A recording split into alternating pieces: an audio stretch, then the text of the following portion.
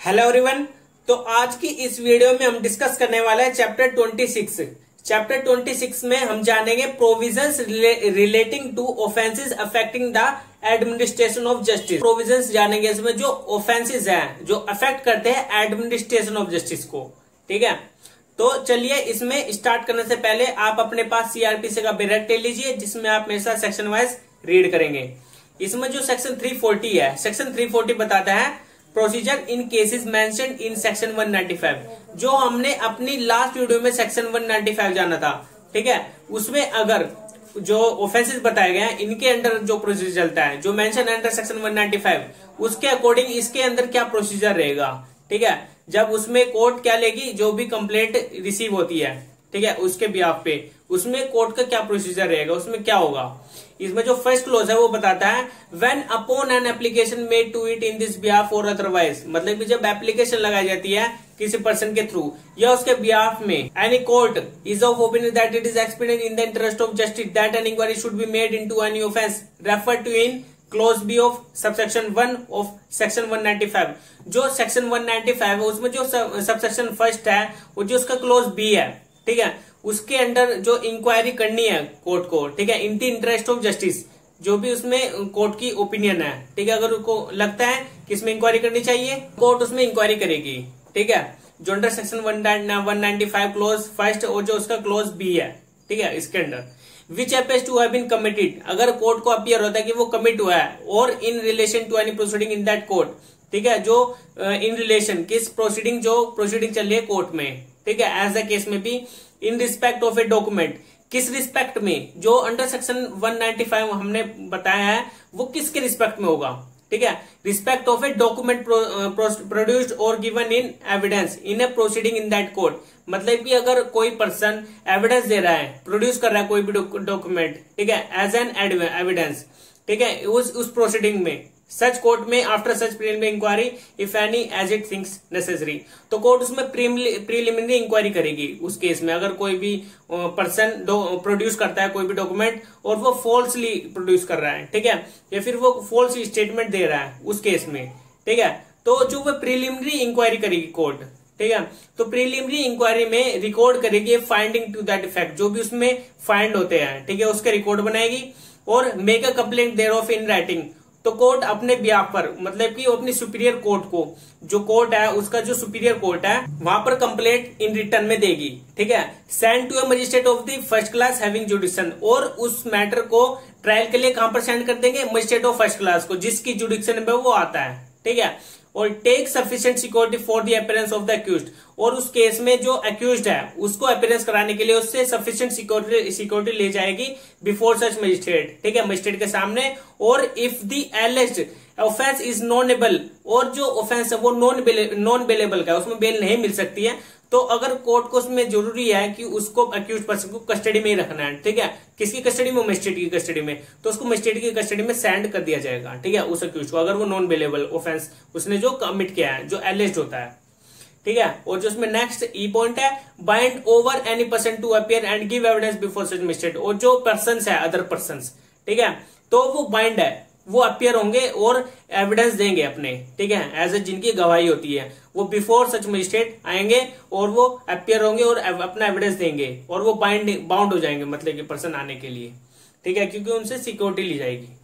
तो ये हमारा फर्स्ट क्लोज सिंपली यही था 340 में। और जो सेकंड क्लोज है the power conferred on a court by subsection 1, मतलब कि जो सबसेक्शन 1 हमने पढ़ा है उसके अंदर कोर्ट को पावर कन्फर्ड कर दी जाएगी in respect of an offence, जो भी इस रिस्पेक्ट में ऑफेंस होता है, जो फॉल्सली स्टेटमेंट दी जा रही है, फॉल्सली डॉक्यूमेंट प्रोड्यूस किए जा रहे हैं before the court under section 195 के अकॉर्डिंग। ठीक है, in any case where that court has neither made a complaint under subsection 1, और अगर अंडर सबसेक्शन 1 कोर्ट अपने बिहाफ पे कंप्लेंट नहीं करती है तो उस रिस्पेक्ट में of that offence nor rejected, और ना ही जो एप्लीकेशन दिया है, जो पार्टी है, पार्टी ने जो एप्लीकेशन दिया है कि वो उस पर कॉग्निजेंस ले, ठीक है, उस पर वो कंप्लेंट दे, अगर वो उसको रिजेक्ट भी नहीं करती, उसको अपने पास ऐसे रख लेती है, तो for the making of such complaint be exercised by the court to which such former court is subordinate within the meaning of subsection 4 of section 195। जो सेक्शन 195 का क्लोज 4 है उसके अकॉर्डिंग जो कोर्ट है जिसके पास ट्रायल चल रहा है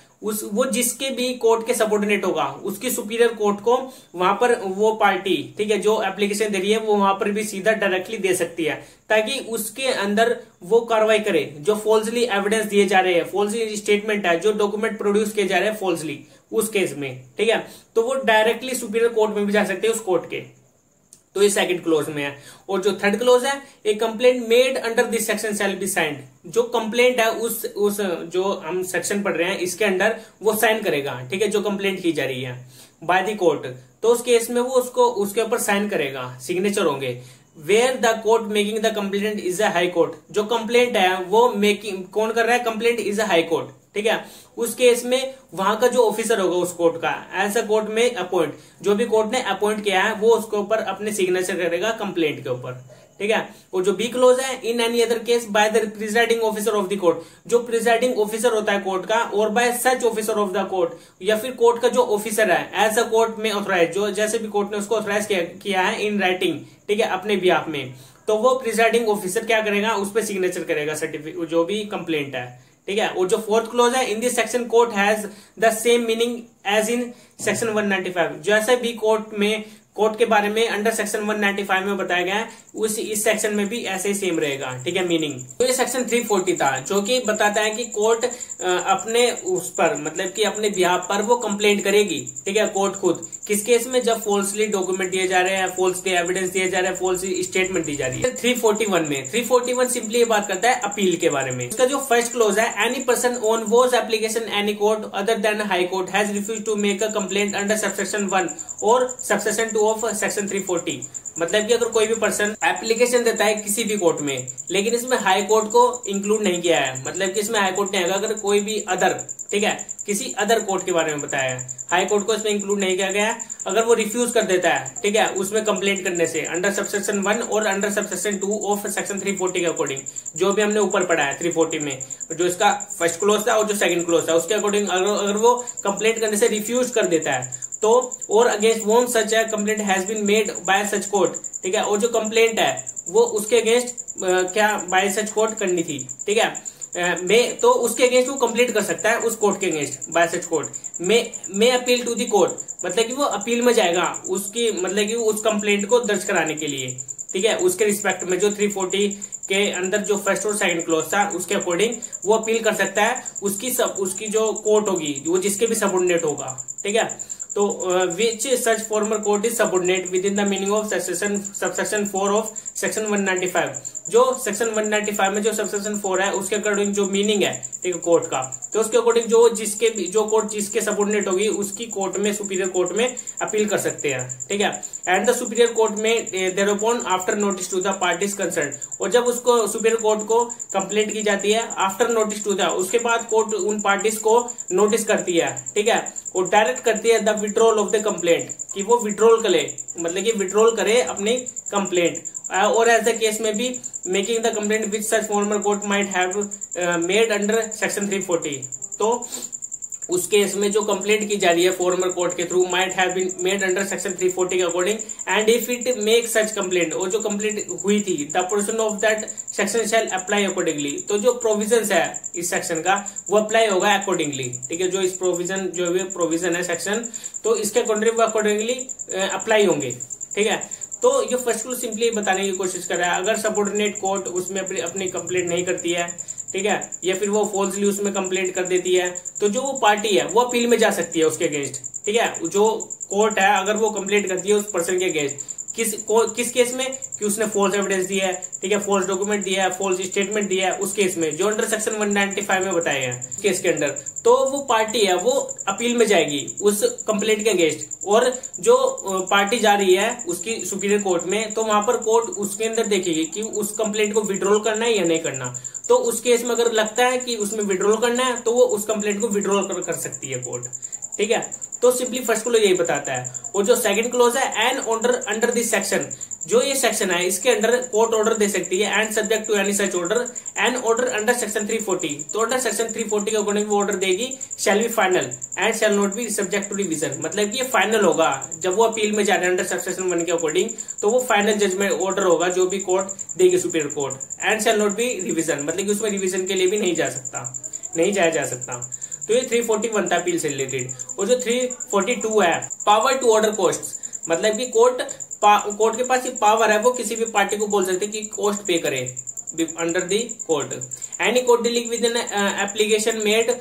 to it for the filing a complaint under section 340, जो भी कंप्लेंट फाइल की गई है अंडर सेक्शन 340 के अकॉर्डिंग, ठीक है, जो भी एप्लीकेशन दी थी बाय दी पार्टीज उसके अंडर उसके डीलिंग में, ठीक है। और एन अपील अंडर सेक्शन 340, या फिर वो अपील में जा रहा है अंडर सेक्शन 341 के according, shall have power to make such order, तो कोर्ट के पास ये पावर है कि वो ऑर्डर दे सकती है कि वो एज अ कॉस्ट में बी जस्ट, कि उसको कितनी कॉस्ट पे करनी है और किस पार्टी को पे करनी है, दोनों में से किसी भी पार्टी को कहा जा सकता है कि वो कॉस्ट पे करे, ठीक है। तो ये 342 था। और जो 343 है procedure of magistrate taking cognizance, मतलब कि इसमें प्रोसीजर बताया गया कि मजिस्ट्रेट किस तरह से कॉग्निजेंस लेगा, ठीक है, तो इसमें प्रोसीजर बताया। और जो फर्स्ट क्लोज है वो बताता है magistrate to whom a complaint is made under section 340 और सेक्शन 341, ठीक है। तो ये जो दो सेक्शन हमने पढ़े हैं 340 और 341 के अकॉर्डिंग, उसके अंदर अगर कोई मजिस्ट्रेट कंप्लेंट करता है, ठीक है, shall not withstanding nothing in chapter 15 proceed as far as may be to deal with the case as if it were instituted on a police report. देखिए फर्स्ट क्लोज सिंपली ये बात करते हैं, अगर कोई मजिस्ट्रेट कंप्लेंट करता है अपने सुपीरियर ऑफिसर को कंप्लेंट करेगा इन राइटिंग, ठीक है, जैसे कि हमने 340 में पढ़ा है, ठीक है, और जो 341 में पढ़ा है उसके अकॉर्डिंग उसके अंडर वो कंप्लेंट कर रहा है मजिस्ट्रेट अपने सुपीरियर ऑफिसर में। तो ये जिस तरह से पुलिस रिपोर्ट होती है, जिस तरह से पुलिस रिपोर्ट अपनी सबमिट करता है, जो चार्जशीट होती है, जिस तरह से वो चार्जशीट कोर्ट में सबमिट कराती है, उसी तरह से इसको भी ऐसे ही माना जाएगा कि वो चार्जशीट सबमिट कर रहा है अपनी सुपीरियर कोर्ट में, ठीक है, जो भी वो कंप्लेंट कर रहा है, तो वो उसी तरह से ही डील किया जाएगा जिस तरह से पुलिस रिपोर्ट इंस्टीट्यूट करती है पुलिस रिपोर्ट, ठीक है। तो उसी तरह से मजिस्ट्रेट को भी माना जाए कि वो इंस्टीट्यूट कर रहा है एक कंप्लेंट, ठीक है। तो ये फर्स्ट क्लोज सिंपली ये बताता है। और जो सेकंड क्लोज है where it is brought to the notice of such magistrate, मतलब कि अगर कोर्ट को जो नोटिस है वो नोटिस में लाया जाएगा मजिस्ट्रेट के, और of any other magistrate to whom the case may have been transferred that an appeal is pending against the decision arrived at in the judicial proceeding out of which the matter has arisen, if he thinks fit at an instant adjourn the hearing of the case until such appeal is decided। तो second close simply बात कर रहा है कि जैसे कि हमने section 341 में पढ़ा है कि अपील में जा रहा है कोई पर्सन, ठीक है, उस कंप्लेंट के अगेंस्ट, तो उस केस में वो जो प्रोसीडिंग चल रही थी उसको एडजन कर देगी जब तक कि अपील के गई है, जो सुपीरियर कोर्ट थी जिस कोर्ट में की गई थी अपील, जब तक कि उसका डिसीजन नहीं आ जाता तब तक कि उस हियरिंग को एडजन कर दिया जाएगा, ठीक है। तो ये सेकंड क्लोज बताता है। तो ये 343 तक आज हमने चैप्टर 26 में पढ़ा है कि किस तरह से क्या प्रोसीजर रहेगा, ठीक है, जो अंडर सेक्शन 195 के अकॉर्डिंग हमने पढ़ा था अपनी लास्ट वीडियोज में, ठीक है। तो ये 343 तक आज हमने डिस्कस कर लिया है यहीं तक, और इसके फर्दर सेक्शंस हम अपनी नेक्स्ट वीडियो में जानेंगे। आज के लिए इतना ही था।